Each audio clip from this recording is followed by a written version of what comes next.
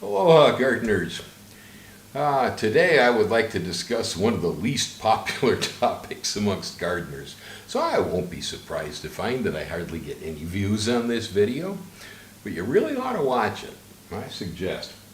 This video is about controlling rats. Hate rats. Rats. People who control rats or have programs, traps, baits, glue boards, pellet guns, whatever you use on rats. People that control rats generally have less rats than the people who believe they do not have rats.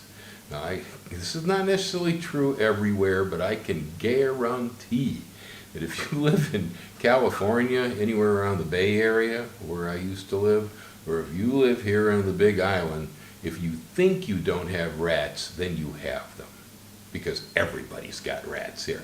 A rat does not necessarily indicate that you're a filthy person or that you have clutter and accumulations and things like this. It's not necessarily a negative in regards to you, reflecting on your personal habits. Just because they're in your property, they're here on this property, they live out in the fields over here, and they will eat anything they can find. In California, it's true also. Most places that have ports where ships dock to bring in cargo, rats jump ship. They come in constantly at Port of Oakland. They come in constantly here at Port of Hilo. They come in Honolulu in the ports.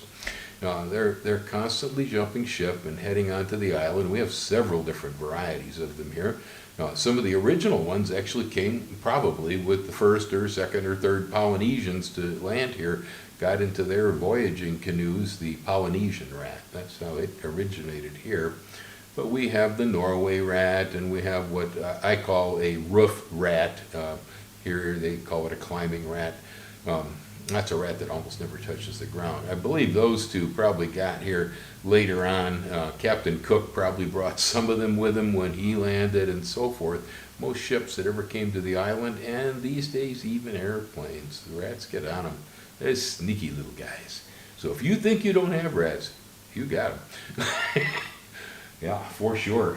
So here in Hawaii, the rat is a special problem.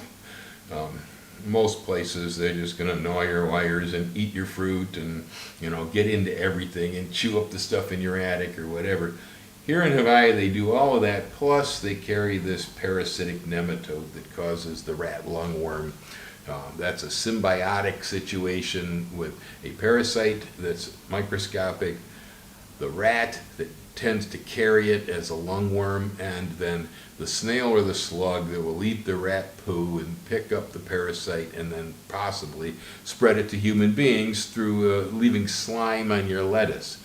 And so, the microbe itself, the nematode, is almost impossible to directly control. You can't see it, So just basically washing your hands after you've handled slugs, washing your produce as well as possible. Anything that's to be cooked, of course, cooking it, I've heard of some people tossing things even in the freezer to kill it off. I don't know. I just wash it off, And, you can use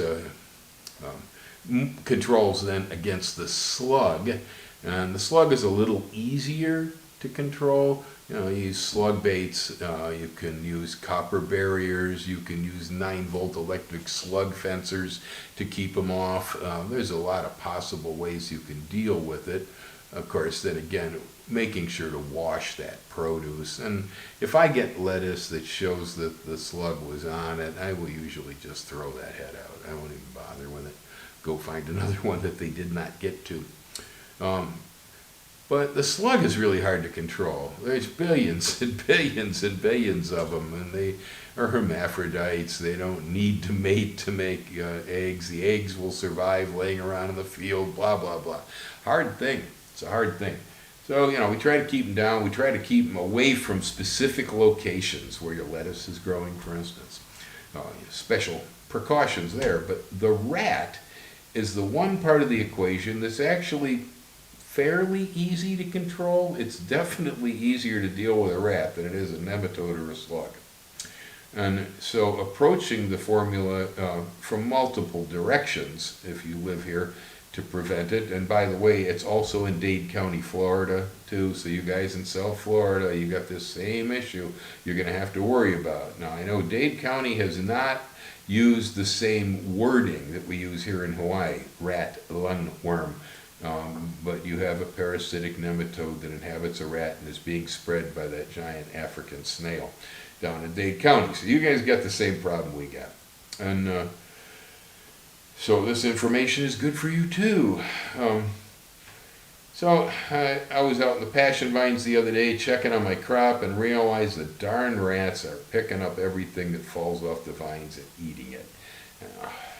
I control rats here, but apparently not enough. So it's time for another program. Usually several times a year I go after the rats, and what I use here is I build rat bait stations. The rat bait back here in the bucket is not something you want the dogs eating or any other animal happening to pick it up. We don't have much around here that would be endangered by this bait, but if for no other reason, you want to make sure the dog isn't going to get into it, and you also want to make sure that it's protected from the rain. We have a Hurricane Olivia moving in right now, and I'm going to have to get these stations out there, give them rats something to eat before the hurricane starts. So rain will mess your bait up. So the best bait station that I know of, and it's the one that the county vector control taught me in California. We use the same station on ground squirrels for ground squirrel bait too. Works really good. This is a PVC plastic tee for plumbing, and this is the 2-inch, and it is slip 2-inch all the way around. Okay, no threads, none of that stuff. This is a 6-inch long piece of Schedule 40 PVC. You buy it in 8 or 10 or 20 foot lengths or whatever. I've used a Sawzall to cut mine prior to the video here. You all probably seen somebody using a saw. So basically you take a pipe, you shove it into the tee like that, and you take a 2-inch cap, unthreaded, slip cap, and that gets pushed over the end like this. Now what you got is 2 doorways so that the rat can enter. He will take a turn and go on down the pipe where you have several bait blocks stored. And so this thing, just like a automatic handgun, it's got a clip. You can put a bunch of rat baits inside here. They eat one, there's still another, and so on, and they're protected from the rain. As long as you keep this thing where it's not going to flood out, so it's a little bit over the ground, your rat bait will stay nice and dry in here and fresh for the rats when they get hungry. So I'm going to do that again. Slip always PVC 2-inch tee, 6-inch long piece of 2-inch PVC pipe. Now I'm not using glue, don't have to, okay? You want to leave the cap fairly loose on the end because that's how you're going to load your bait. Take the cap off, put the bait bars in like that. All right, over here I have a bucket that is filled with the all-weather professional grade bait block by contract. This is used for warfarin-resistant Norway rats and all sorts of other rats.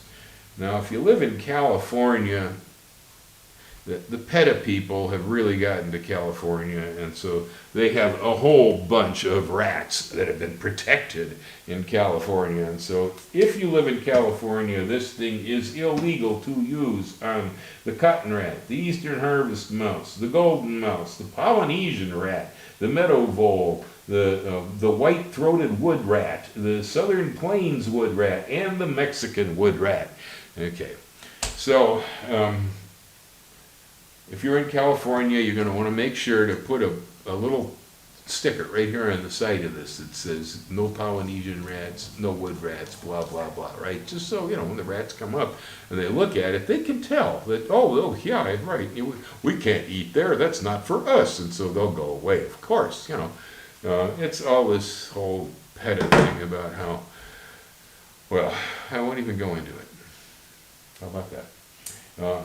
As far as I'm concerned, they're out of their minds, because if you don't control rats in California, one thing you definitely will have is the bubonic plague. California has the highest incidence of bubonic plague spread from rats via fleas to human beings of any place in the United States of America. How's that? We're worried about the rat lungworm here, and Dade County, Florida ought to be too, but we're worried about bubonic plague, the Black Death in California. So all of those of you who think, oh, I can't kill those rats, oh, they're so cute, I like rats, you know. Well, it's up to you. I don't care. But if you think you don't have rats, you do. That's that simple. So what we got in here is a weatherproof bait block made by Bell Labs. It looks just like that. It's got a sort of a paraffin base to it. There is a peanut scent. They used a little bit of peanut butter in here. The peanut butter baits seem to work pretty well. This one has one of them active ingredients that the PETA people don't like. This is denatonium benzoate. I don't know. All I know is Bell Labs says it works on rats, and that's what I'm up to. So the rest of you who want to figure out what that stuff means, go welcome to it. Anyway, the way we use it is we pull the cap off and we insert several bars in here. The 6-inch pipe will hold 3. So I have 3 bars of rat bait in there. And when you put these out in the field, if you have pets and other wild animals around or things that might possibly pick this up and drag it off, my best suggestion on all that is get some wire. Get some wire, drive a little stake in the ground, put the wire around it, run it down and put it around the trap. That way it cannot be pulled free. You know, if you got fence posts or anything like that around, you want to wire it to fence posts, or wire it down to a tree, do something so it can't be taken away by another animal. That's a good safeguard. The animals cannot get inside these things, and so they could pick them up, shake them, maybe knock the rat bait out or something if it wasn't wired down. So for safety's sake, I'm highly recommending you wire the traps down. I have nothing here, as I have no pet dog. The pigs aren't even coming in anymore. The only thing we got around here that goes after a rat actually is the pueo. That's our Hawaiian owl. There are also some barn owls that were imported here, and they get rats, but they can't pick one of these bait stations up, so that's not an issue for them. You know, the mongoose, if he's really hungry, he might go after a rat, but he can't pick one of these up either. He's a little weasel, tiny paws, small mouth.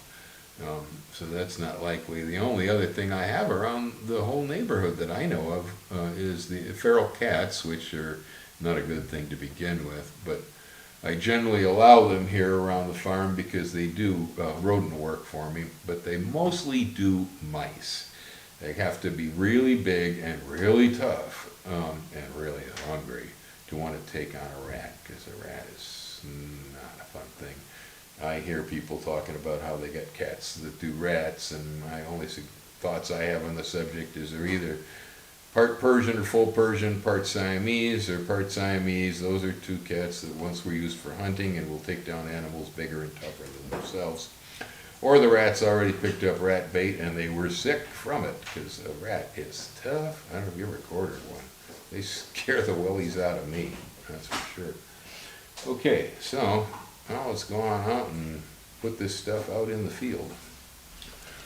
So here I am on site, right next to the passion vines. I came out here to check the other day, and when I looked underneath, this is what I found.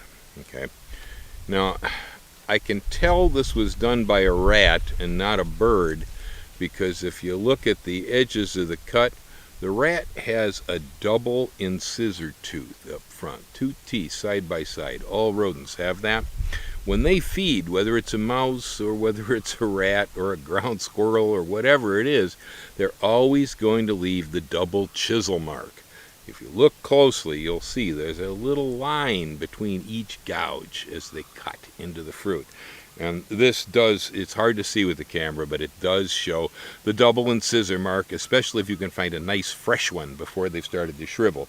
These are beginning to dry. We haven't had any rain for 5 days now because of the hurricane moving in. It has dried us out, and so they're dehydrating. Anyway, right over here behind me is my lily koi vines, and I'm going to go ahead and I'm going to position these bait stations, all 4 of them that I just loaded over here. I'm going to put them right down here at the edge of the vine where I can see them. That's important. That way I won't lose them. If I push them in there and hide them, there's a good chance I will never find my bait stations again. If white doesn't work for you, try painting them blaze orange, okay, because they can get lost. Okay, here you go. I have just positioned my stations just on the outside edge over here so that I can spot them when I come back, check on them, see if the rats have been eating dinner or not, or what's going on, and definitely not lose my bait stations because they cost enough to build. So, aloha, happy gardening, hang loose, and don't let the rats eat your crops. See you later.